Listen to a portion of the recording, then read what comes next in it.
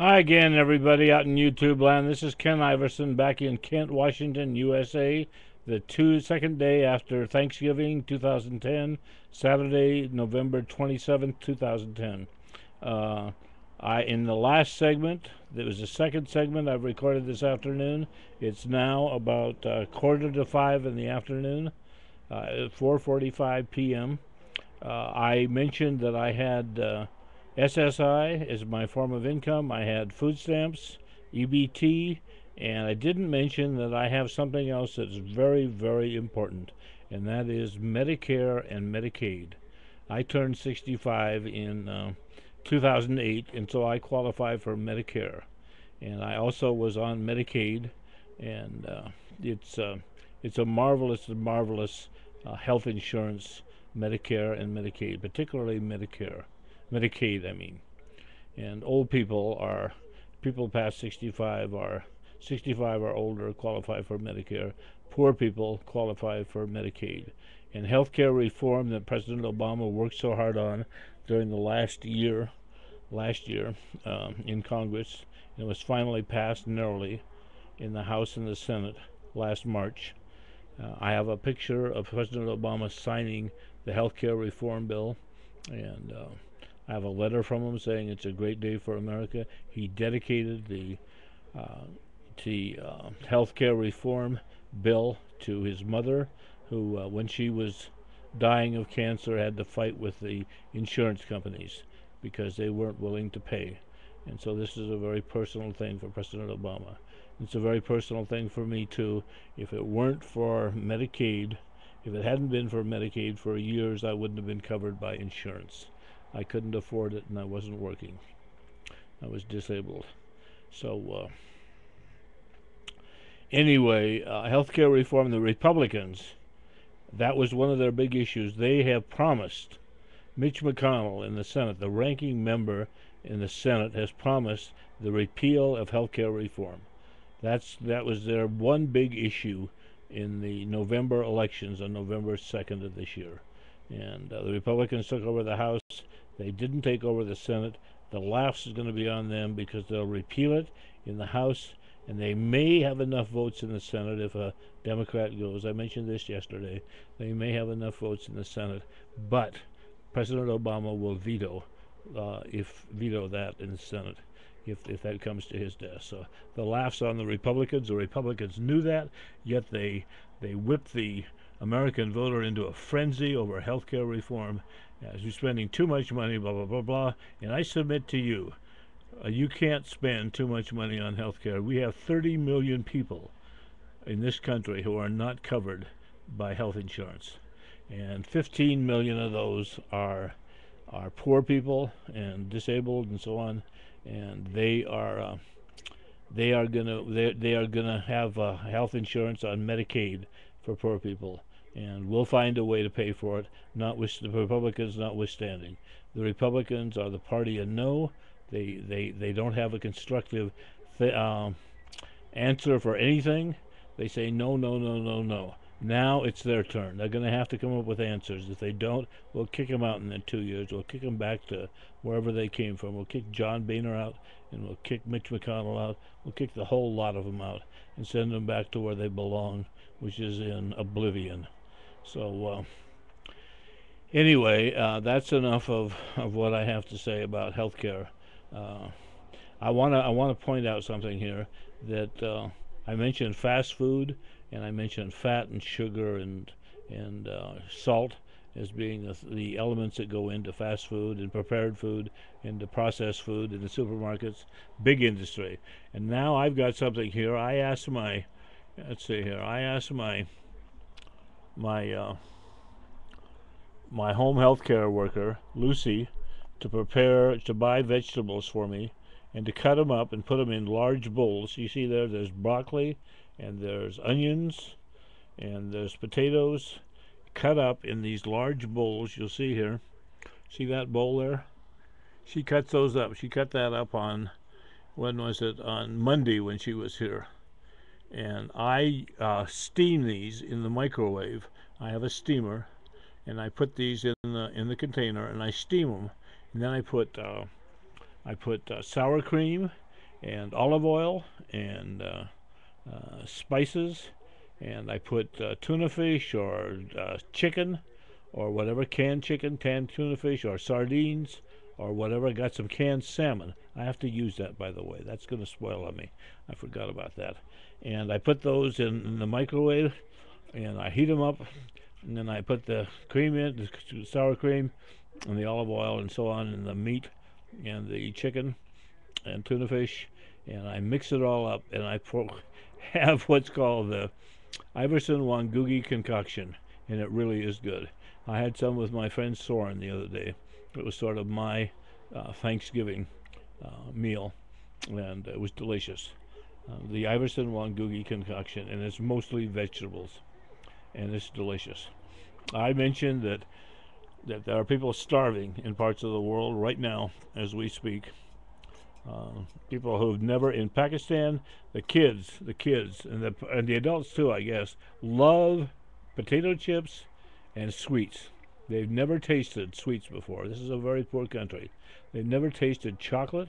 They've never tasted, what do we got here? They've never tasted Bliss. I don't know whether this is Hershey's. Is this Hershey's?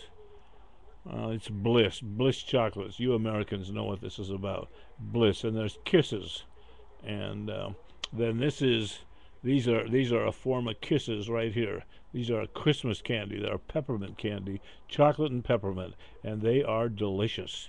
I'm going to have one right now. Show you what I'm talking about. They're delicious. And they're kids that don't have enough to eat. They're dying of starvation, and when they do, I'm going to treat them to chocolate and to sweets, because these kids, these adults, probably don't have that much longer to live. That's just a bald fact. And I feel, if I'm not shaming you Americans right now, I don't know how I can.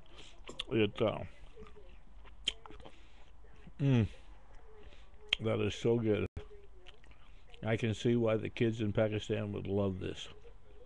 And potato chips. We know that sweets and potato chips are not good for you. Sugar and potato chips with all of the salt and fat are not good for you. But this is the way I look at it, folks. When you're going to die anyway, it doesn't make a heck of a lot of difference what you eat in your last days. And this is a fact in Pakistan right now. This is a fact. That's good. So good. Then my meal here. I'm gonna. That looks like wine, doesn't it?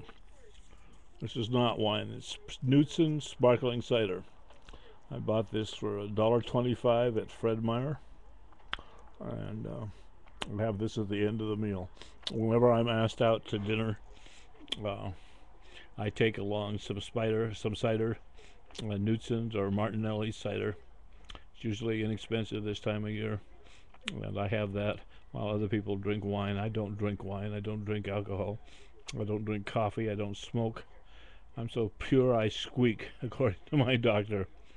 And anyway, so I have some, you see here, this wine goblet. I bought that at Value Village. I paid a few cents for those, bought 4 goblets. I can have 3 other people to dinner, my friend and a couple, and we can have sparkling cider, which I'm going to have right now. Oh, so good. I love that. It's bubbly, like champagne. Okay, now you saw something on my wrist. I'm going to mention that. You see what that is? That little white thing with the black dot in the middle, or the black band around my wrist. That's called. I'm not exactly sure what it's called, but it's my lifeline, my buzzer. And I'm gonna do something now. And this is in case. This is provided by the state for me. It's paid for by the state of Washington, I believe. And like I said, our government is good to us here in this country. Listen to this now. Listen to this. I'm going to push the button. See right there? Say I fall on the floor and I can't get up, and I want to get 911, but I can't get to the phone. Okay, this is what happens right here. I'm going to push the button. Listen.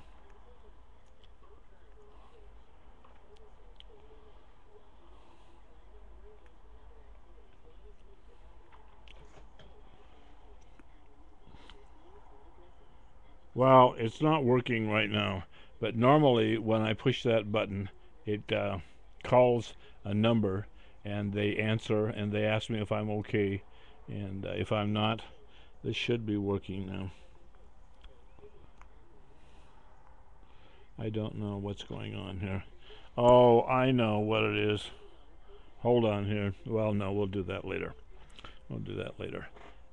So anyway, that's Lifeline, and it costs the state maybe $35 a month to pay for my Lifeline. And if I'm on the floor and can't get up, or I have a stroke or whatever, all I have to do is push that button, and they'll be notified, and they'll talk to me, and they can talk to me any place in my apartment or in the hallway, and get me to the hospital, or have 911 come and take care of me. That's something provided by the state. And I said we're blessed. We're poor people. I'm a poor person, but I'm blessed. Okay, now I'm going to talk a little more about some of the abundance we have in this country. I'm going to put the vegetables over here. This is the voters' pamphlet from our recent election. You can see there it's from November 2nd. That's what's called the midterm elections here in the United States. That's the one that the Republicans won overwhelmingly in the House of Representatives and to some degree in the Senate. This is in the state of Washington. This is celebrating 100 years of suffrage. That means 100 years ago this year, the women got the right to vote in the state of Washington. And it wasn't too long after that that everybody in the United States, every woman in the United States was able to vote. Now that was a milestone. There was a time in America when only people who owned property could vote. That was back in the time of our forefathers, George Washington and Thomas Jefferson and so on. They were landowners, and only landowners could vote. John Locke believed, he had the notion of private property. The American Indians thought the white man was crazy back in when they purchased New York for feathers and $27 and some beads. They thought they were crazy because nobody owned property. Everybody owned the property. Everybody knew that. But John Locke developed the concept of private property, and a lot of our ills, I think, today are because of that concept that was developed by Locke of private property. Anyway, John Locke, I don't know, he was in the Enlightenment. I don't know, what was that, the 17th, 18th century? I don't know. I can't remember. And anyway, this is some of the abundance. How are we doing here? We got another minute and a half. This is J.C. Penney's. This is a department store here in America. Look at that. Lowest prices of the fall. This is 60% off. This is look at all of the things. Look at those clothes. And this is look at this. Here. See there? What do we got here? I'll just open it up to a page here. This is for men. Right here. Look at the pants and the shirts. My God, for $9.99. Look at that. It's just amazing. The recession has hit the clothing industry, the department stores also, and now this time of year they have sales, and they're trying to get rid of their trying to sell merchandise in volume at reduced prices. This is Staples. We're getting close to time here. This is Staples, where I do a lot of my shopping for computer ink and computer supplies, office supplies, and they have fast and free delivery. I can order it tonight, and it'll be in over here tomorrow. And this is 20 some odd pages, 50 pages of stuff that's delivered. And what are we doing? We're almost out of time. And this is something I'll talk. This is for seniors. I'm a senior, And this is a Senior Resource Guide 2010.